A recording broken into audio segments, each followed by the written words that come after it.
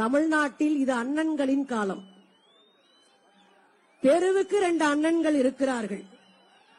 எங்களுக்கு தெரிந்து சரித்திரம் படைக்க ஒரு அண்ணன் இருக்கிறார் என்றால் அது நம் திருமா அண்ணனாகத்தான் இருக்க முடியும். சில அண்ணங்களும் நம் அண்ணனை பார்த்து டென்ஷன்ல அலைகிறானுங்க. என்னடா அவர் போனா மட்டும் எல்லா கூட்டமும் பின்னாடி போகுது, என்னடா அவர் வந்தா மட்டும் லட்சக்கணக்கில் ஆயிரக்கணக்கில் மக்கள் திரள்றானே. பல அண்ணன்களுக்கு வயித்த வழியே வந்துருச்சுன்னா காரணம் நம் அண்ணன் திருமா அவர்கள். தம்பிகளும் தங்கச்சிகளும் ஒண்ணு ஞாபகம் வைக்கணும், இந்த இயக்கம் சும்மா வரல. நல்ல நடிகராகி கோடிக்கணக்கில் சம்பாதிச்சுட்டு ரிட்டையர் ஆகிட்டு நாங்க அரசியலுக்கு வர்றோம்னு வரல.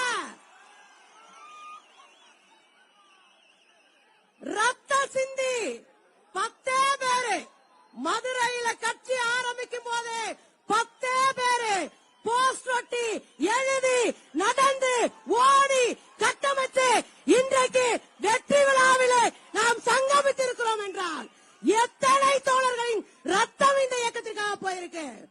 ஒரு ஞாபகம் வச்சுக்கோங்க, இதெல்லாம் சீன் காலம். அதனாங்க சீனு, எப்ப பார்த்தாலும் வீடியோ போட்டு அவனுங்களா தலைவராக்கிக்கிற காலம். நிறைய வீடியோ பார்த்திருப்பீங்க. எங்க அண்ணன்ல ஒருத்தர் இருக்காரு, கையை அப்படி உயர்த்தி பேசினாருன்னா அப்படியே காண்டாத அளவுக்கு பேசுவாரு. அவரெல்லாம் வீடியோல அரசியல் பண்றாரு. ஆனா பாவம் இன்னும் ஒரு வார்டு மெம்பரா கூட ஜெயிக்க முடியல. அது வேற கதை. முடியாதுல்ல. இன்னொருத்தர் இருக்காரு, நாமெல்லாம் மாடு மேய்ச்சிட்டு இருந்ததை விட்டுட்டு ஐபிஎஸ் படிப்போம்னா நம்ம பிள்ளைய கொண்டு போய் சேர்த்தா ஒருத்தர் ஐபிஎஸ் படிச்சுட்டு ஆடு மேய்க்க வந்திருக்காரு. அவரு பாவம், ரொம்ப பாவம். ஆனா கூட இருக்கிறவங்க நல்லவங்க. ஏன் தெரியுமா? அவர் நின்னா கூட பாட்டு போடுறாங்க, சிங்கம் நின்றுச்சு. நாளா நின்றுச்சு, நாங்களே ஆடுன்னு வச்சிருக்கோம், சிங்கம் நின்றுச்சு. அன்னைக்கு பார்த்தா ஒரு மேடையில ஒரு பாட்டில மூடிய திறந்து கொடுக்காரு நம்ம அண்ணாமலை. உடனே கீழ இருந்து பாட்டு போடுறாங்க, தந்தானே தானே தானே நானே. என்னடா நடக்குதுங்க? மூடிய திறக்கிறது ஒரு வேலையா, அல்லது மேடையில நின்று போற வரங்கெல்லாம் அவமானப்படுத்துவதா அரசியல்?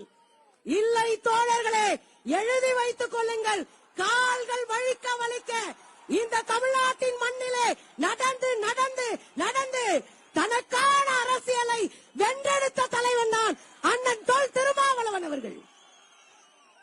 அந்த பெரும்படையினுடைய தளபதிகள் தான் நீங்கள். நேத்து ஒரு அண்ணன் கூட்டம் போட்டாரு, நேத்து பார்த்திருப்பீங்க. அந்த அண்ணன் கூட்டம் போட்டோன்னு கீழே இருக்க தங்கச்சி எல்லாம், அண்ணா நீங்கள் தான் ஆட்சிக்கு வர வேண்டும் அண்ணா. அந்த அண்ணாவை முதல்ல எலெக்ஷன்ல நிக்க சொல்லு தங்கச்சி, இல்ல 4 வார்டு மெம்பரா ஜெயிக்க சொல்லு தங்கச்சி. இளைஞர்கள் அரசியல் ஆகணும்ல. அண்ணா அப்படின்றாரு. மத்தியானம் போய் பிரியாணி சாப்பிட்டிருக்காரு. உடனே வீடியோ போடுறாங்க, எங்கள் அண்ணன் தொண்டர்களோடு பிரியாணி சாப்பிட்டார். இங்கே சொல்றேன் தங்கச்சிகளே, இங்க சொல்றேன் தம்பிகளே, இங்கே சொல்றேன் தோழர்களே, எங்க ஊருக்கு போனாலும் அங்க தன்னுடைய தம்பிகளும் தோழர்களுடைய வீட்டுல உட்கார்ந்து காலம் மடக்கி சாப்பிட்டவர் எங்க அன்னை தொல் திருமா. நீங்கெல்லாம் படம் காட்டிட்டு இருக்கீங்க, ஆனால் தன் வலிகளை மறைத்து உட்காரவே முடியாதுங்க. நான் பார்த்துட்டேன் 2 தேர்தல்ல காலு வீங்கி போயிருக்கு. ஆனா என் தோழ வீட்டுல சேர் இல்ல, டைனிங் டேபிள் இல்ல, நான் தரையில உட்கார்ந்து சாப்பிடுறேன்னு சாப்பிட்ட தோழங்க நம்ம அண்ணன். யாரோட யாரு போட்டி போட்டுட்டு இருக்கிறது? அதுல ஒரு தம்பி வர்றாரு, தம்பி வீசிக்கா என்ன பெருங்காயமா, கரையிறதுக்கு பெருங்கடல் கரையாது, ஞாபகம் வச்சுக்கோ. இன்னொன்னு ஞாபகம் வைக்கணும் தம்பி, இன்னொன்னு ஞாபகம் வைங்க. அதுல அவரே சொல்றாரு, விளிம்பு நிலை மக்கள், ஒடுக்கப்பட்ட மக்கள், அவர்களுடைய தலைவனாக தன்னை சில தம்பிகள் அரைவேக்காடுகள் காட்டிக் கொள்ளலாம். ஆனா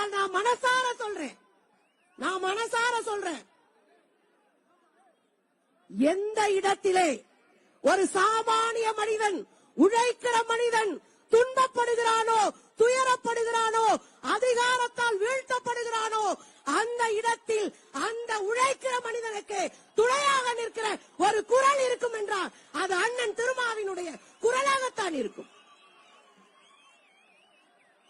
ஏங்க, பிற்படுத்தப்பட்ட தலைவர்கள் எத்தனை பேர் இருக்காங்க? சாதி சங்கத்தின் தலைவர்களாக எத்தனை பேர் இருக்கிறாங்க? அத்தனை பேரும் தங்கள் இனத்துக்காக போராடினாங்களா? பிற்படுத்தப்பட்டவனுக்கு இடஒதுக்கீடு இல்லை என்று சொன்ன போது களத்திலே நின்று கர்ஜித்த ஒரே அண்ணா யாருன்னா நம்முடைய அண்ணன் தொல் திருமாவளவன் அவர்கள். ஏன் சங்கிகளுக்கு காண்டு சொல்லுங்க? ஏன் அண்ணன் திருமாவை பார்த்தா சங்கிகளுக்கு காண்டாகிறான்? திருமாதான் சாதி பிரச்சனை எல்லாம் கிளப்பினாரு. திருமாதான் ஆணவ படுகொலை. பயந்துட்டியா நீ? பயந்துட்டியா நீ? நான் கேக்குறேன். ஏனென்றால் அண்ணன் வச்ச வெடி சனாதனத்தின் வேர்ல வச்ச வெடி. அப்ப கதறத்தனை செய்வான். அதான் இன்னைக்கு நடந்திருக்கு. நான் ஒன்னு சொல்றேங்க, சீடு போட்டு ஜெயிச்சவங்களே மத்தியில 72 ஆண்டு தங்கத்தையும் தம்பியும் கேட்கணும். 72 ஆண்டு தமிழ்நாட்டில் தலித் சமூகத்தில் பிறந்த ஒருவர் தலைவராக நின்று வென்று அங்கீகாரம் பெற்றது இல்லை. முதல் தலைவன் நம் அண்ணன் திருமா அவர்கள். 72 ஆண்டு சேரி ஊரும் தனியா இருந்தது. செருப்பு போன விடல, ரெட்டை டம்ளரு படிக்க விடல. நம்ம ஒடுக்கி ஒடுக்கி ஓரங்கட்டின சனாதனத்தின் மீது சம்மட்டி அடி கொடுத்தவர் நம்ம அண்ணன் திருமா அவர்கள். அதுதான் நம்மளுடைய வெற்றிக்கான காரணம் தோழர்களே. நான் ஒன்னு சொல்றேன், முடிச்சுக்கவா? 10 நிமிஷம் பேச சொன்னாங்க, நான் வாட்ச் கட்ட மாட்டேன். அதான் நான் பேச்ச முடிக்கணும்னா தண்ணி டம்ளர் வச்சிருங்க. நான் கொஞ்சம் டீசென்டா முடிச்சுட்டு போயிடுறேன். ஏன்னா தம்பிங்க எல்லாம் சாயந்தரம் 3 மணிக்கே வந்துட்டீங்களே, அது என்னப்பா எனக்கு புரியவே இல்ல. எனக்கு தெரிஞ்சு ஒரு தலைவனை இப்படி கண்ணாப்புனான்னு காதலிக்கிறவங்க யாருடானா அது விடுதலை சிறுத்தைகளுடைய ஆனாத்தான் இருக்கிறீங்க. ஒரே ஒரு விஷயத்தை நான் சொல்லிட்டு முடிக்கிறேன். தி வயர்னு ஒரு பத்திரிகை இருக்கு. தி வயர்னு ஒரு பத்திரிகை இருக்கு. நாளைக்கு போய் சொல்லணும். அந்த பத்திரிகை இங்கிலீஷ் பத்திரிகை. என்ன பத்திரிகை? இங்கிலீஷ் பத்திரிகை. அது எழுதி இருக்கு, தமிழ்நாட்டில் நாம் வெற்றி அடைவதற்கு திமுக கூட்டணி மகத்தான வெற்றி அடைகிறதுனா களத்தில சிறுத்தைகளினுடைய பணி முக்கியமானது என்று சொல்லி நான் ஒரு செய்தியை சொல்லிட்டு முடிச்சுறேன். ஒரே ஒரு செய்தி. நம்ம 40க்கு 40 அடிச்சு தூக்கணுமா இல்லையா? இந்தியாவிலே சங்கிகளை அடிச்சு காலி பண்ணி அடையாளம் இல்லாம செஞ்சோமா இல்லையா? செஞ்சோம்ல.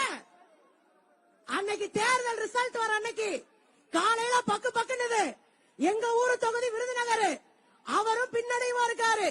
இன்னொரு தொகுதி இங்க தர்மபுரி, அவரும் பின்னடைவா இருக்காரு. ஐயோ 2 தொகுதி போச்சே. தர்மபுரினாலே கைதுட்டுறாங்க. ஆளுகளை கூட்டு ஏதோ வேலை நடக்குது. சரி சரி சரி. அந்த தொகுதியில கடைசி வரைக்கும் பாத்தீங்கன்னா, டேய் நான் பேசுறது எனக்கே கேட்கலடா தம்பி. ரைட்.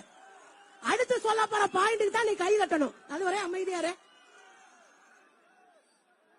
அரூர் கடைசிலங்க